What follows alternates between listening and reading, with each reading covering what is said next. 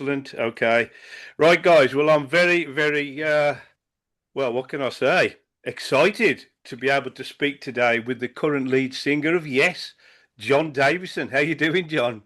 Yeah, I'm doing great, Steve. Thanks for having me on today. No problem at all. No problem at all. Obviously, you'll be touring the UK very soon. Yeah, looking Uh, forward to it. yeah, you've been doing that tour in America, I believe. That's right. Yeah, we've been doing the Fragile in its entirety show essentially, and we're bringing it to this side of the world now. I'm actually living in England. I'm not so sure you're aware of that, but I'm in Surrey. Oh, wow. When did you move here? Well, it's actually been about technically 5 years, but I met Emily, the love of my life, now my wife, Emily Lodge, now Emily Davison, about 7 years ago. Okay. Yeah, so it's been about seven. I've sort of been a Blighty ever since then and loving it. But I Yeah. have to admit, I'm looking forward to the spring tour for many reasons. And one of those reasons, Steve, is to get that fabulous spring weather. Yeah. Let's hope it's a good one. Yeah, because obviously when you're over, where are you from originally? California. Oh my life! So you were totally spoilt with the weather. Yeah, yeah, yeah. But you have to remember, it's quite interesting. When I moved to Seattle originally to go to school, and then I joined a band called Sky Christ Mary and made my living actually recording and touring with them. Our guitar player, Michael Kotze, is from Wales. And I remember him saying the weather in Washington State is so similar to England and Wales and all that. So I lived there for 10 years. That's the point. I sort of think that was the buffer that prepared me to live here. So I'm not really fazed by the weather here, even though I'm a, born and bred Californian. Okay, that was your training ground. That's right. Yeah. Well, we've certainly had our fair share of rain this year. Oh my gosh, we have. That's Yeah. very true. Has it affected you guys down, down in Surrey at all? Yeah. Yeah. Yeah. It really has. Yeah. We actually had sun for about a half hour yesterday, I think. Yeah, that was me, believe it or not. It was actually warm in the sun. Like I Yeah. was in a t-shirt. It was actually hot in the sun. It was unbelievable. Yeah, I think yesterday was the warmest day of the week. Okay. It's going down Yeah. to -3 tomorrow. Oh, really? Just to prepare you, just to prepare you. Yeah, yeah. So you're up in Birmingham, I take it. Well, we're not far from Birmingham. We're about three-quarters of an hour away. Okay, because my father-in-law, the great late John Lodge, Yes, yes, was a Brummie. that's right. Yeah, so I've spent some good time there and met his family and everything. Yeah, yeah. I was born in Birmingham, Oh, okay, but cool. I haven't lived in Birmingham. But I've always lived in the Midlands. But we currently live in a small village called Bewdley, which is right by the River Severn. So, Oh, wow. so we're seeing some major flooding going on at the moment. Oh, well, I wish everyone there, safety and everything, because I know how that can be. God. Yeah, yeah. It's Yeah. flowing at a good rate of knots at the moment. Okay. Well, and John grew up in an area called, I think it was Erdington. Does that ring a Erdington. bell? Yeah, yeah, yeah, Yeah. yeah, Yeah, that yeah, was his stomping ground area. And Ray Thomas, too, for that yeah, matter. yeah. Of course, the Moody Blues were from the Midlands. That's right. Ozzy Yellow and The Move and Black Sabbath and Yeah. the Midlands have got quite a reputation. Yeah. Don't forget the English beat in UB40. Oh yeah, yeah. And the list goes on. Anyway, let's talk about your past. Okay. You were originally with Sky Cries Mary, Right? and you were with them for a number of years, I gather. And I believe you actually still work with them from time to time. Yeah, that's an interesting question. So we were solid for about 10 years, and then we went our separate ways, and then we did a reunion for about 6 years in the sort of mid-aughts period. So since then, no, I haven't really been involved. Once I joined Yes, I was quite busy and had sort of had to move on, really. But I know they're still continuing in some sort of incarnation of a lineup. So yeah, they're still going strong. Yeah, because obviously, if we go back to your roots, I gather you sort of basically got your teeth in the church choir. That's right. Yeah, my mom led the church choir. Yeah, and how old were you at that point? I was probably 7 to 9 or 10. Oh wow! And did you always enjoy singing? I did, I never like took it seriously. I gravitated towards the guitar initially. Okay. And, I grew up with Taylor Hawkins. Yes, yes. Yeah, he was my best friend at the time. And I remember him calling me one day because we always loved Queen and listened to music and were real enthusiasts. But he actually called me one day. I remember this crystal clear because he said, my neighbor just sold me his drum set. And I've decided Roger Taylor's just the greatest thing ever. And he sort of looked like a child version of Roger Taylor, the same hair and Yeah, everything, yeah, yeah, yeah, and yeah. he just idolized him. And he loved that Roger Taylor was more than a drummer. He was so melodic on the drums, but he was also melodic in the sense that he was a songwriter and singer. So that was Taylor's big inspiration. He was like, you should be Freddie Mercury. And I was like, hang on now. I don't know if I'm ready for that. So No I pressure. gravitated to the guitar. Okay. And then we sort of drifted into being a cover band that sounded more like the Police and again the English beat that I referred to earlier. Okay. Okay. And then we got into progressive rock music. Rush was the beginning of that phase. And that's when I switched to bass. Really wanted to do bass because we found a really great guitar player that could do all the progressive rock licks. Yeah. So, necessity called that I step in as a bass player. And that was my beginning on that instrument. And that's what I did in Sky Craze Mary eventually.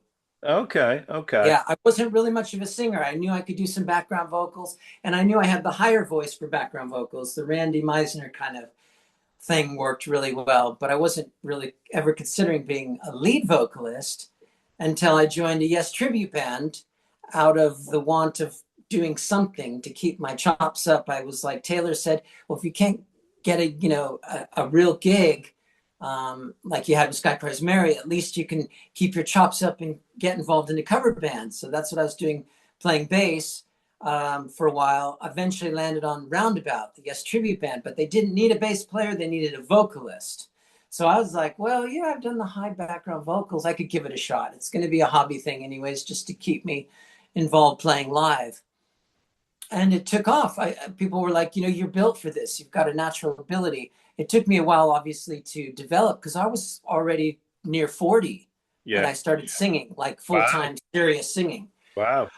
So there was a lot of training ground. There was some rough terrain to to overcome, but I eventually got there. Wow. And yeah, that did that for a couple of years. That was really great. Great musicians to work with, really eye opening.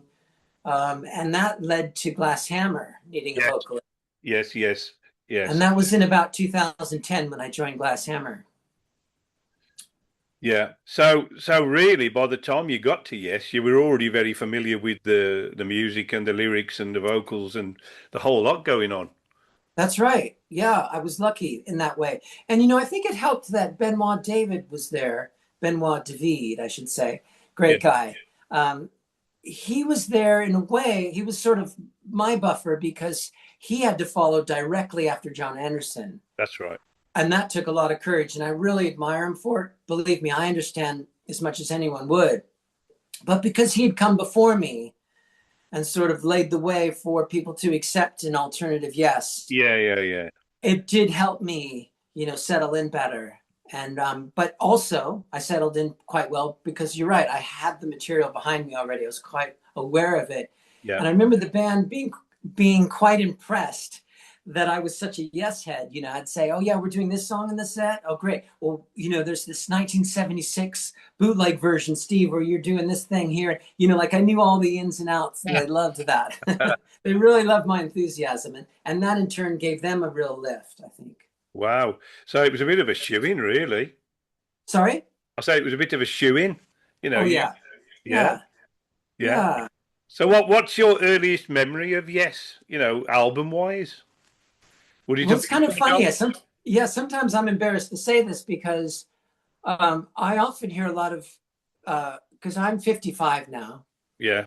And when people my age were teenagers, if they were aware of Yes in their teens, again, people sort of my age group, it was because they had an older brother who was turned them on to it, who listened to it. My brother was only a year older than I or so, and we sort of shared the same style of music, unaware of Yes and progressive rock, all of that. I just wasn't exposed to it. I wasn't in that orbit. I didn't first hear Yes until 90125 in honor of Lonely Heart. Okay. Okay. That was actually my introduction, being from the West Coast, being of a certain age. That was the thing. And of course, as I said, Rush was sort of my introduction to prog rock. And I remember reading Bass Player magazine articles about Geddy talking about Genesis and that great influence. And Yes, as well. Yeah. Yeah. So I kind of studied what Geddy was saying about the Fragile album and the early Genesis. And I went back and started discovering those records. And that was my introduction into the classic Yes Okay. period. Which was very different to the Yes. 905 Oh era. my God, I was so confused. I went from 90125 to Tales of Topographic Oceans. And it's like, God. this is the same band. It was really quite bizarre. Yeah. But I stuck to it. You know, I knew if I invested the money in this, I'm going to see it through. I'm not going to give up on it. So I just religiously listened to that album. And I began to see and hear the influences that did inspire Rush. You know, the sort of the Alan and Chris department in particular, that real sort of rocky driving edge of Ritual and those kind of rockier elements I could relate to, first of all. And the warm folkiness side of Tales, you know, I warmed up to and then fell in love with. I absolutely loved Yes. I totally got it. And then my next Yes album was, it was a cassette and it was a 2-on-1. So imagine one side was Fragile, the other side Close to the Edge. I Oh, mean, what can be better? wow. Yeah, yeah. Wow. And so that was my exposure to that. Yeah, and I just became a huge Yes fan at that point. And I was only about 16 or 17. Oh, wow. And it was obviously from there you went into the Roundabout tribute band.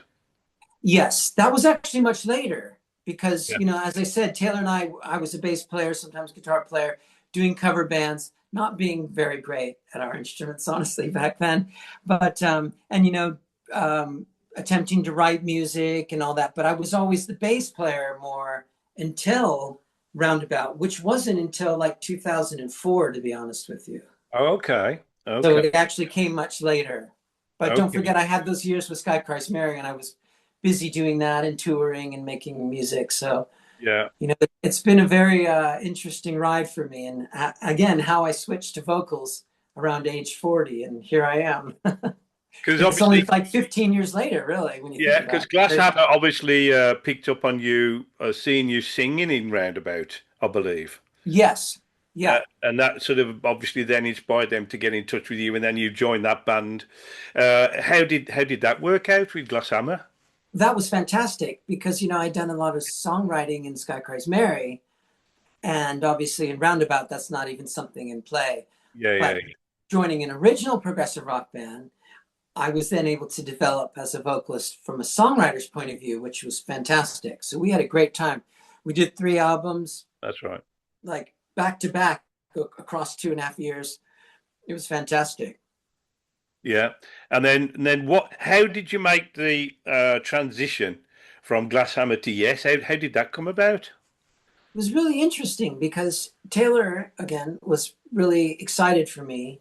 Um, you know, seeing me sort of blossom as this, you know, before not knowing really what I could do vocally, he could see me really blossoming as a vocalist. He was really excited for me. And he was already friends with Chris Squire. Okay. So he had sort of heard on the inside that they might need a new vocalist. And so Taylor was always like, hey, I know the guy. I know the guy. But what was also interesting is the Yes manager at the time, Paul Cervera, on the other end of the spectrum was looking for lead vocalist and discover what I was doing with Glasshammer. Told Steve about it. Steve was excited. So they sort of came at me from both ends, which was really interesting. Yeah. And then I remember getting a call saying, you know, we need a vocalist. We're going out on the road for 6 weeks in about a month and a half from now. And I said, wow, well, when's the audition? I'd love to audition. When is it? And they said, there isn't going to be an audition. In other words, they didn't have anybody else, or they just had enough confidence in me. They thought they could at least get through this tour. So Oh my life. yeah, so I was thrown in the deep end. But again, I wasn't in a way because I had done a lot of this music already. In the tribute band. Yeah, Yeah. yeah. So and that helped. And again, having Benoit David sort of lead the charge as the alternative lead vocalist, that did help me sort of ease into it. Did you ever feel pressured? I mean, you said that Benoit David obviously led the way because he took over from John. Then you Mhm. obviously took over from Benoit. So how did you feel pressured at all? Stepping into some mighty shoes. I did. Yeah, I did. Yeah. I think, though, that the band was, again, so excited about my enthusiasm and my knowledge, and to see them really sort of uplifted, getting a surcharge from my influence. They weren't just influencing me, I was influencing them.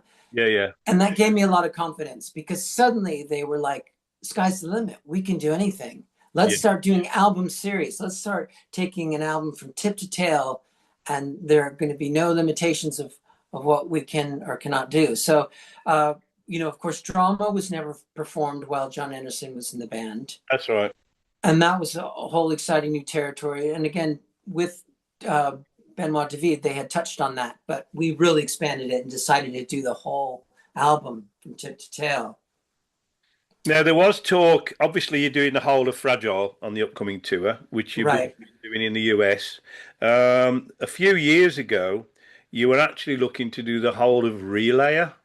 Yeah. What happened there? Well, we were so busy and loving it, but we were just like this workhorse. We were always touring. We weren't even making studio albums. We were just really locked into being very busy with solo projects and tour after tour. And it was the reasonable thing to tackle next because we, again, had done Tales and we had done Drama just a year or two before. And then COVID hit, which was a total reset. Oh, And everyone on the planet can relate to that. And I think it just yeah. reminded Steve that it's time to get in the studio again. So we just switched gears. We didn't close the door on Relayer. It was just that he found a new avenue that was inspiring and he moved forward. And that's all an artist can do. You could get excited about something, but sometimes if you don't jump on it right away, there's something else that calls you away enthusiastically. And Have we you? just got really, really involved into making these studio records. Yeah. Is there And any intention to go back to it at some point? absolutely, there absolutely is. Yeah. And we've been talking about it and, being reminded of how powerful and enthusiastic the reaction is and how powerful it is for us to perform an album in its entirety because we've been reminded of that with the Fragile album. I think we're getting excited about considering doing further album series concerts. And of course, Relayer then will be one to definitely look at. Oh, I'm looking forward to that immensely. Yeah, me I, too. I really am. Have you ever had a bash at Gates of Delirium? So, oh, yeah, well, we actually performed side one. So, Gates of Delirium, uh, during our, it was Royal Affair in 2019. Okay, okay. We've released a live album since, but we didn't include Gates because, again, we thought we were going to be doing it the next year and would record and document those performances and thought we'd release it later. So, yeah, we've done Gates of Delirium, which is, oh, God, I'm such a blast. It's fantastic. We're Yeah, actually doing a portion of the section, the steel guitar section before Soon. yeah. We're actually incorporating that. Yes. Yeah, yeah, Yeah, we're incorporating that into the set now. And of course, then we conclude with the Soon section as well. yeah. So we're warming up to it and getting back to it slowly but surely. Excellent. Yeah. Excellent, excellent. Now, obviously, so far you've been with the band for three studio albums, the last one being Mirror to the Sky. Obviously, with everything else going on with the touring and all the Arc of Life and all your other projects, Yes. is there any plans for a fourth album that you got with the band? Well, we've got this. Do you mean four, including Heaven and Earth? Yes. Okay, I see. Yeah. Yes, we've actually, so the album we've just done, I kind of think of it as the third album. The Yeah. trifecta are these three albums we've done in the last 5 years. Yeah. That is now completed. We've signed off on it. It's coming out this year. Oh, wow. Yeah. So that's all ready to go, really. Can you I'm give really me any excited. advanced information on that? Or is it I'm not really supposed to divulge anything right now. I'm okay? sorry. I, That's I am fine. I am sorry because I'd love to talk about it. I'm really excited. I think it's really a fresh album. Again, it's part of this trifecta I consider as a unit, but it's also got something. So, in other words, it's got a very common thread with the previous two, The Quest and Mirror to the Sky. But then it's also pushing us into new areas. We're breaking boundaries with this new album. So, really exciting. Wow, wow. Yeah. Will we be having anything from the new album in the new tour? We have to time it right. So, the album's actually not coming out till July. Okay. So, unfortunately, no, not for the UK. Maybe when we go to Japan in the fall, Okay. and maybe that'll coincide with what we do in the late summer or early fall in the US. We shall see. I hope so. That's all I can say right now, Steve. I'm sorry. That's fine. I totally understand. Your Thank you. secret is safe with me. Now, obviously, from aside the music, what would you say is your biggest influences? So, repeat the question. I'm sorry. Say, aside from all, what you do musically, what would you say are your biggest influences? Other bands, you mean musically or Well, outside music?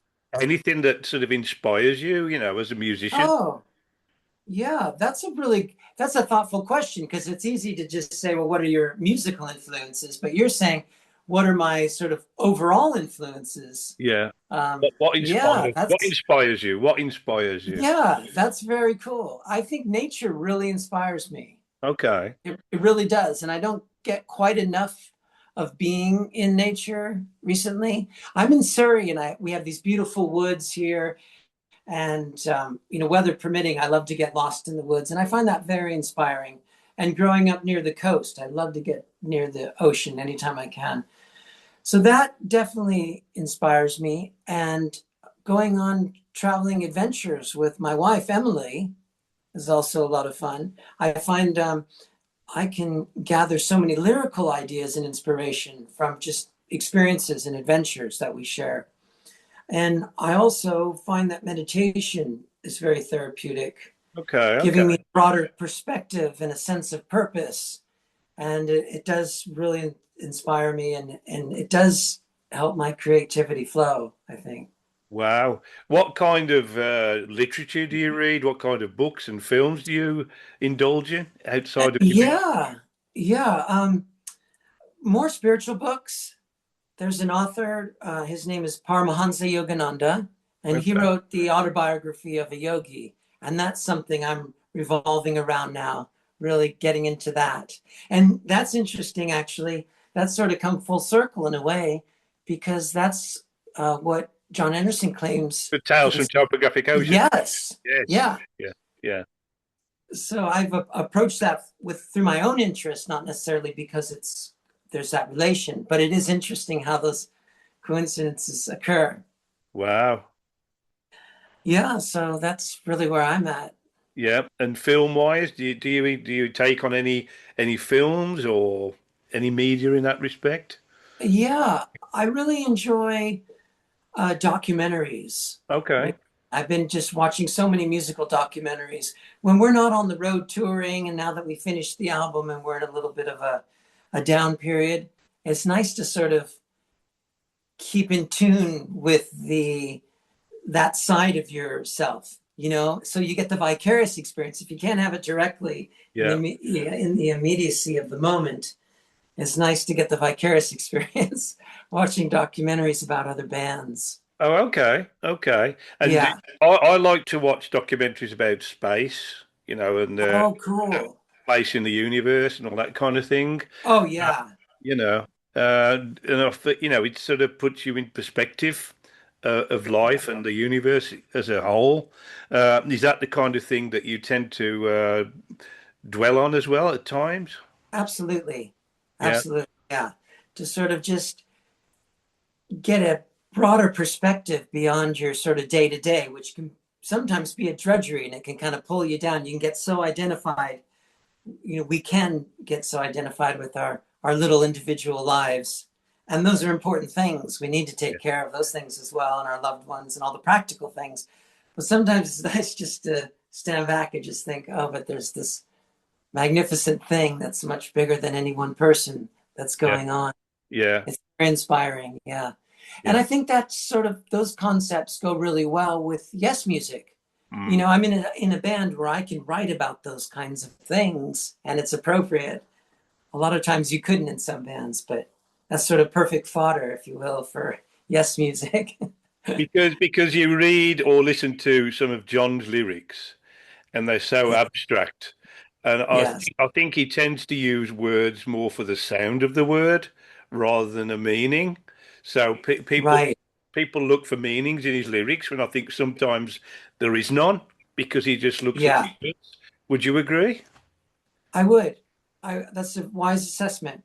And it was Brian Eno that said, "Stop making sense." That was one of his sayings as a producer. Yeah, of So much so that the Talking Heads, of course, created this album, "Stop course Making they did. Sense." Yeah, But yeah, yeah. that was a Brian Enoism, and it's so true. You know, that's a very creative approach, and I know Peter Gabriel experimented with that a lot.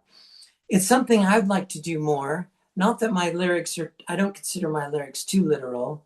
They leave a lot for the imagination, but it would be nice to actually approach lyric writing from that standpoint of just phonetics and how things Yeah. sound, creating an energy, a rhythmic sense of your voice being something more tribal rather than Yeah. or needing a literal delivery. Do you tend to look at that when you're recording new music? Do you tend to look at that as a way of writing lyrics? I do, yeah. It's again sort of something I'd like to do more. I haven't done enough of. I tend to find that lyrics flow the most for me when I sort of have a rough meaning of where I'm going with it. And again, I never want to be too literal, but it seems when I sort of have a theme, the lyrics really flow. But oftentimes, if I don't have a theme, it's hard just to stare at a page and I'll just be clicking my pen thinking, okay, where do I begin? That's sort of tough for Yeah. me. So I'd like to sort of gather a theme again from nature, from a broader perspective of the universe, or wherever I gather from my spiritual meditations, you know, little thoughts that can then germinate. And that's sort of, again, perfect territory for yes music. Because I interviewed Nad Sylvan, who plays with Steve Hackett. Oh, I love Nad. Yeah. Yeah, How's he doing? he's doing well. Yeah, his Oh, latest album's amazing, Monumentata. But oh, cool. I was saying about how he writes his music, and he said he can be out in the garden and he'll hum into his phone. Yeah. And then I said, well, I think you need to release that as an Yeah. album. Outtakes. Yeah. Garden outtakes. Yeah. How do you do that yourself? How do you prepare? Do you have a system or a way of, recording thoughts? I do, just on an iPhone using the memo app. Um, and I have this funny thing I do, Steve, where because, you know, as Americans, and I can speak as an American, we're always enamored with the British accent or a Scottish accent or an Irish accent. There's something so quaint. And you can say the simplest thing, but it sounds like poetry to an American. And so, so being married to a true Brit, Yeah. um, just in the day-to-day world, Emily and she'll say something and it'll have such a poetic flow. And I have this funny habit of singing things back to her because I'm always thinking about music and gathering ideas, and I'm Yeah, just a yeah, sponge, you know? Because, you know, the muse always can approach you in the most unusual times, you know, like with Nat in the garden or at 2 a.m. or when you're shopping, you know, or whatever it might be. You have to be ready for it, right? So, phone in hand, memos there. She'll say something, I'll sing it back, and I'll think, that's actually really cool. There's a great melody there. What can that be? So I'll sing it into my phone and it sort of drives her crazy, but you know, yeah. hey ho. Because I was also interviewing Neil Morse, who I think is probably one of the most prolific writers on the prog scene because he's always bringing new music out. And I've said, I've always Yeah, that you could write an epic in your sleep. And I said, yeah. do you ever wake up in the middle of the night and you've got to, record it? And he says, yeah, he gets his wife down, because he's there singing into his phone. That's brilliant. Yeah. That's brilliant. Yeah, that's so true. I can really relate. Excellent. John, thank you so much for your time today. And Oh, yeah. wish you So all are the you very coming to the best. Symphony Hall on the 27th We of April? are, yeah, we'll be there. Okay. Yeah, yeah, we'll I be hope to there. see you. Yeah, excellent. Awesome. Yeah, Yeah, thank you, Steve. It's been a joy talking to you today. I really appreciate your time as well. Thanks for the excellent questions. no problem at all. No problem at all. Have a good day, and we'll see you soon. Okay, mate. Take care. See you You soon. take care. Bye All bye. right. Bye bye. Bye bye.